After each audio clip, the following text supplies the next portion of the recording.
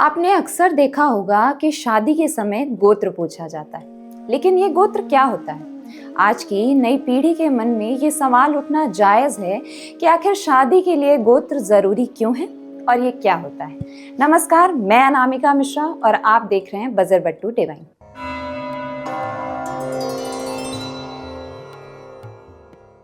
आज के लोगों से उनका गोत्र पूछो तो वो आसमान की तरफ ऐसे कंफ्यूज होकर देखते हैं जैसे कितना कठिन सवाल पूछ लिया। गूगल युग की ये पीढ़ी या तो धार्मिक कार्यों के प्रति उदासीन हो गई है या इसमें बिल्कुल भी दिलचस्पी नहीं रखती है। लेकिन ये बहुत जरूरी है कि हर इंसान को उसे अपना गोत्र पता होना चाहिए। क्या होता है गोत्र? दरअसल गोत्र एक संस्कृत शब्द से आया है जिसमें गो का मतलब इंद्रियां और त्रा का मतलब है रक्षा करना। गोत्र उनके नाम पर होता है जो परिवार और समाज की रक्षा करने वाले हैं। प्राचीन काल से ही ऋषियों को समाज का रक्षक माना गया है और इसी कारण गोत्र ऋषियों के नाम पर ही रखे जाते हैं। पुराने समय में ऋषि मुनियों की वंश परंपरा को पहचानने के लिए हर परिवार को गोत्र दिया गया था, यानी कि किसी भी व्यक्ति के गोत्र से ये पता चलता है कि वो किस ऋषि मुनि की संतान है। प्राचीन काल में गोत्र परंपरा की शुरुआत 4 महान ऋषियों के नाम से हुई थी। ये ऋषि थे अंगिरा, कश्यप, वशिष्ठ और भृगु। कुछ समय बाद इस परंपरा में जमदग्नि, अत्रि, विश्वामित्र और अगस्त्य ऋषि भी जुड़ गए। आसान शब्दों में गोत्र का मतलब है पहचान। आज के समय में अभी कुल 115 गोत्र प्रचलित हैं। इसे दूसरी तरह से समझें तो हर गोत्र अतीत में जाकर अपने एक मूल पुरुष अर्थात ऋषि से मिलती है। इसे आप अपने पूर्वजों का डीएनए भी मान सकते हैं, जिसमें हमें पता चलता है कि हमारे वंश की शुरुआत किस ऋषि से हुई। पुराने जमाने के लोग अक्सर जानते थे कि उनका गोत्र क्या है, लेकिन आजकल ये बहुत लोगों के लिए सवाल बनकर रह गया है। ऐसे में ये बहुत जरूरी है कि हम अपने गोत्र के बारे में पूरी जानकारी रखें। अब सवाल आता है कि गोत्र प्रथा क्यों बनाई गई? दरअसल इसका उद्देश्य वंश की शुद्धता को बनाकर रखना था। पुराने समय में ये देखा जाता था कि एक ही गोत्र में विवाह ना हो, क्योंकि एक ही ऋषि मुनि की संतान होने से दूल्हा और दुल्हन के बीच भाई बहन का रिश्ता होता है। सनातन धर्म में एक ही गोत्र में शादी न होने का वैज्ञानिक कारण भी है। अगर एक ही गोत्र में शादी की जाए तो आने वाली जनरेशन में कई तरह की जेनेटिक परेशानियां हो सकती हैं। आसान भाषा में कहें तो जब 2 लोग एक ही गोत्र से होते हैं और अगर उनकी शादी होती है तो उनके बच्चों में जेनेटिक विकार होने का खतरा बढ़ जाता है, क्योंकि एक ही गोत्र के लोगों में जीन्स एक जैसे होते हैं। वैज्ञानिकों की माने तो अलग अलग जीन्स वाले लोगों के बीच शादी होने से जेनेटिक टाइप्स बढ़ते हैं और बच्चे पर भी पॉजिटिव इम्पैक्ट पड़ता है। वैसे तो आज भी हम प्राचीन काल से चले आ रहे मूल ऋषियों के गोत्र को अपना गोत्र मानते हैं, लेकिन मनुस्मृति में कहा गया है 7 पीढ़ियों के बाद गोत्र बदल जाता है और फिर पुनः आरंभ से गोत्र की गणना करनी पड़ती है। ये एक बहुत कठिन विज्ञान है जिसे समझना इतना आसान नहीं है। आपको बता दें कि शादी के समय सिर्फ लड़का लड़की का गोत्र ही जरूरी नहीं होता।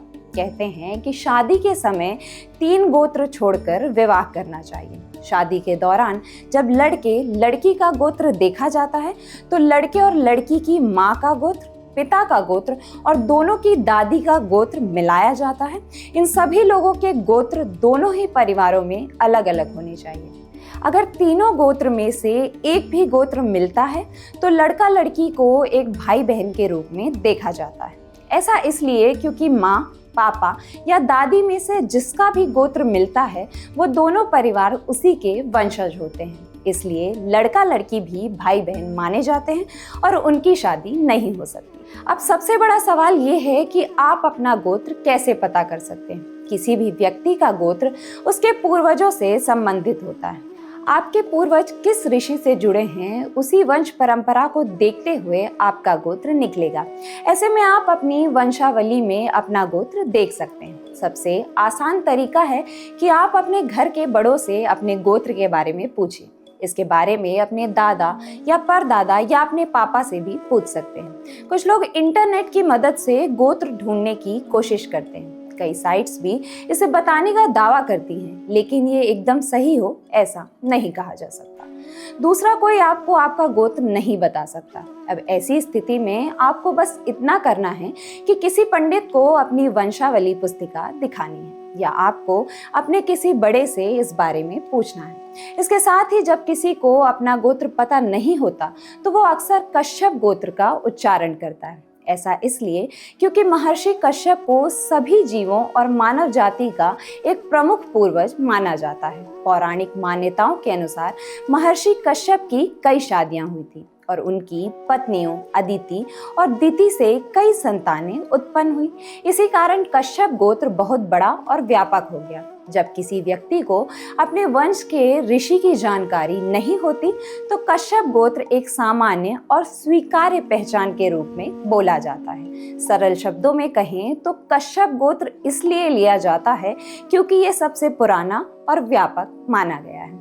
आज के समय में हम में से बहुत से लोग धर्म और परंपराओं से दूर होते जा रहे हैं। इसी कारण बहुत कम लोगों को अपने गोत्र के बारे में सही जानकारी होती है। अगर ऐसा ही होता रहा तो आने वाली कुछ शताब्दियों में हमारी ये महान गोत्र परंपरा धीरे धीरे गायब हो सकती है। गोत्र केवल एक नाम नहीं बल्कि वंश परंपरा और पहचान है। इसलिए आज के समय में घर के बड़ों की ये जिम्मेदारी है कि वो अपने बच्चों को अपने गोत्र के बारे में जरूर बताएं ताकि ये परंपरा जीवित रहे और आने वाली पीढ़ियां अपनी जड़ों से जुड़ी रहें, क्योंकि संस्कृति तभी जीवित रहती है जब उसे अगली पीढ़ी तक पहुंचाया जाए। अगर आप अपना गोत्र जानते हैं तो हमें कमेंट करके जरूर बताएं और ऐसी ही जानकारियों से जुड़े रहने के लिए देखते रहिए बजरबट्टू डिवाइन।